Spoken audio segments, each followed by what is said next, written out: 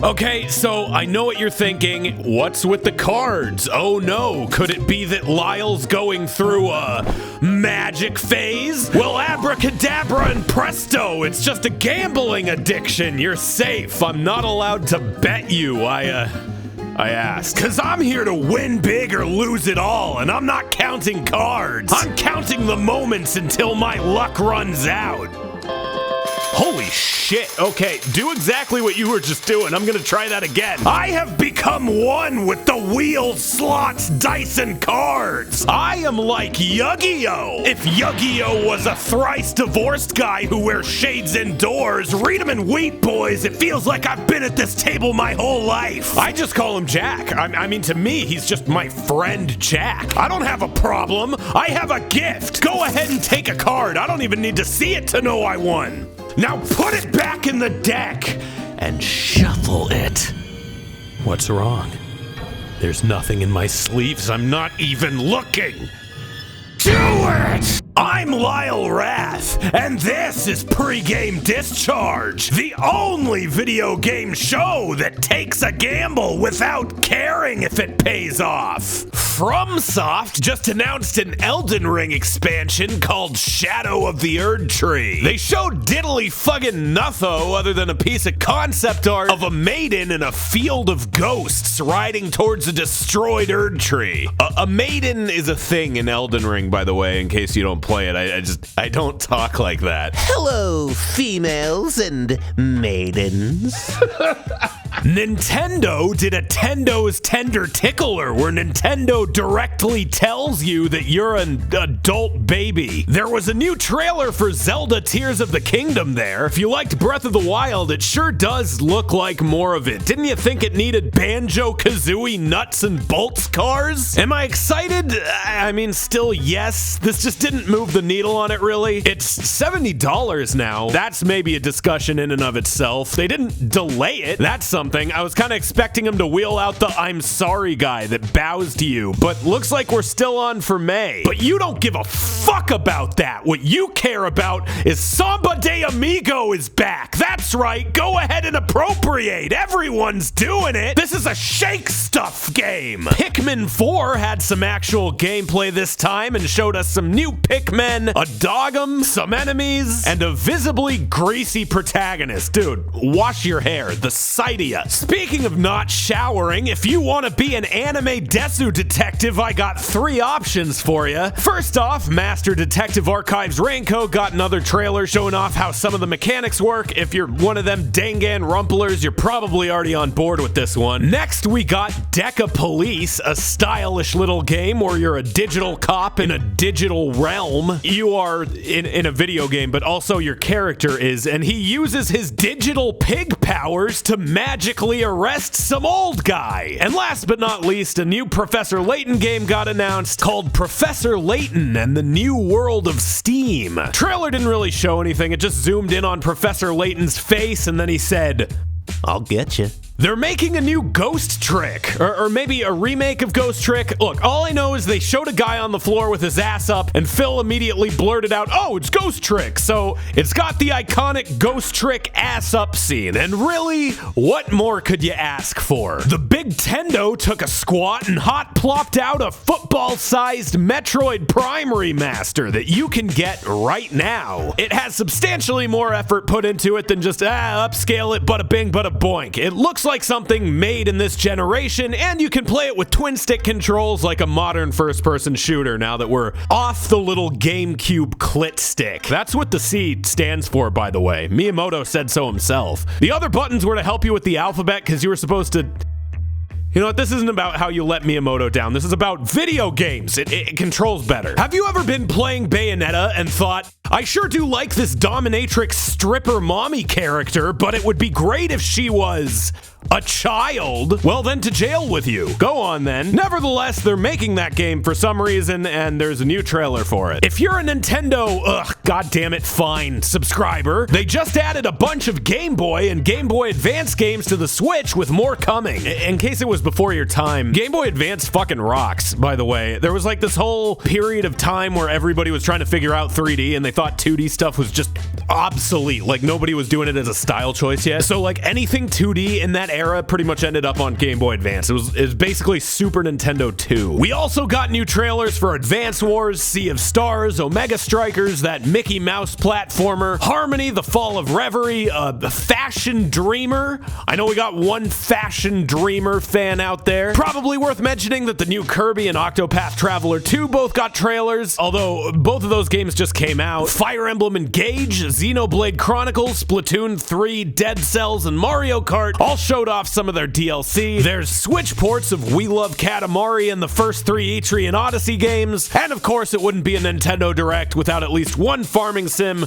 so here's another one. Some footage of Dragon Age Dreadwolf leaked. Now, as always with leaks, I'm not going to be showing you footage because I ain't risking this video getting taken down, but the leak showed off some combat. It looks a lot more actiony. The camera's a little tighter into the character. You're a lot more mobile. I almost want to say it's like a new God of War kind of vibe they got going on. Not that it's totally nailing it, but it's also not done. So, like, remember that big talk we had when all the GTA 6 stuff leaked about not judging pre-release footage? If you judged it, you have to break one of your fingers. That was the deal. And if you didn't watch that episode, you also have to break one of your fingers. That's just common courtesy. I mean, most YouTubers would just ask you to leave a like and hit the bell, but those guys are pussies. What's at the end of their pipeline? Like an NFT? If I'm gonna start an alien hunting cult, I need fucking warriors, okay? We don't have to talk about the project right now. This is kind of cool. Valve just announced all their Steam sale dates for 2023. I'm not gonna rattle them all off, but they're on screen now. The spring sale is the next one. That starts March 16th. So if you're thinking of picking something up, maybe hold off a couple weeks. Pokemon Sleep was finally revealed, and just in time, because there was a whole rest of this boring ass presentation. Only true gamers are worthy of the Pikachu CPAP machine that annoys the shit out of you while you slumber. It can sing you lullabies. Pika, Pika, Pikachu. They did announce Pokemon Scarlet and Violet DLC, but it's being split up into 2 parts. It doesn't release for like 8 months. And the only thing to speak of that could possibly be classified as content was some PNGs tweening around the screen. So that's got you excited. I don't know what your deal is. Your inner child is probably about to bust out of your chest like something laid eggs in you. PlayStation also did a stationtation. The presentation started off with a bunch of games for the recently released PlayStation VR 2. You got a few flavors of first-person shooter to choose from here. There's a cel-shaded supernaturally shooter called The Foglands, a sci-fi shooter based on some kind of book or something called Journey to Foundation. Yeah, more like Journey to the Donation box at the public library with your book ass. Oh, why are you attacking reading in public libraries? It's such an important resource. I don't fucking know, okay? And Synapse, a stylistic shooter that's black and white, except for when it's not. They're also doing PSVR ports of the jungle survival game Green Hell and an artsy puzzle game called Before Your Eyes. If I recall correctly, this one is about, like, blinking. Can you do that, sport? You think you can handle it? The Spreadin' It Eagle 4 remake got a high-action gameplay trailer full of knife parries, duck and dodges, and bro moments. You know what? I think I'm finally convinced that this game was worth remaking. It actually looks really good. That exploration game that looks very Breath of the Wild inspired called Chia is coming out March 21st. It's also launching on PlayStation Station Pass,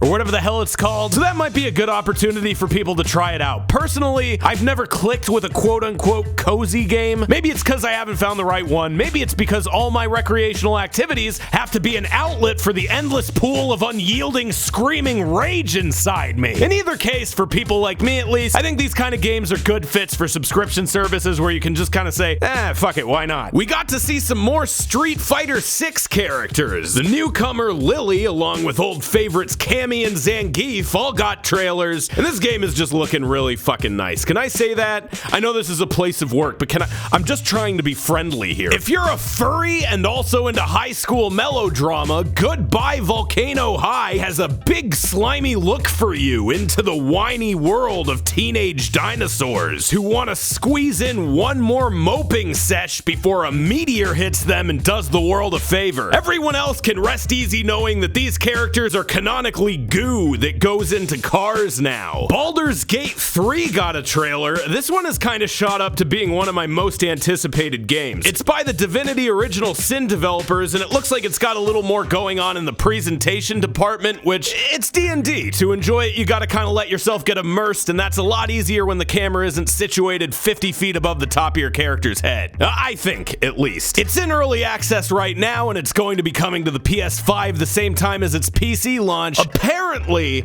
the reason it's not coming to Xbox right away isn't because of any sort of exclusivity agreement. It's because the console version has split screen and they have to get it working on the Series S. So if you're a console warrior and you had your pitchforks out, maybe just shut the fuck up forever, permanently. Bill Gates doesn't care about you. Sony Sonerson doesn't care about you. I don't know the guy's fucking name. You don't either. Stop caring. Suicide Squad got a 15-minute extended look-ski. By the way, I fucking put the title of this game in the tags of a video one time, and it is like the most immediate and hardest I've ever seen a video get age-locked and demonetized. Crazy shit. Anyway, the mobility looks pretty fun. It looks like it's written a lot more like a DC animated thing than the movies, but it also looks like it's got a level-to-level sort of mission structure that kicks you back into a menu loadout screen in between, and there's a battle pass. Fuck yes! Now we're talking! Is there a store tab? Oh, you know it! But best of all, there's Gear Score! I fucking love Gear Score! No, please give me Gear Score! Most memorable moments in gaming, equipping a gun I don't like so that Gear Score goes from 268 to 272!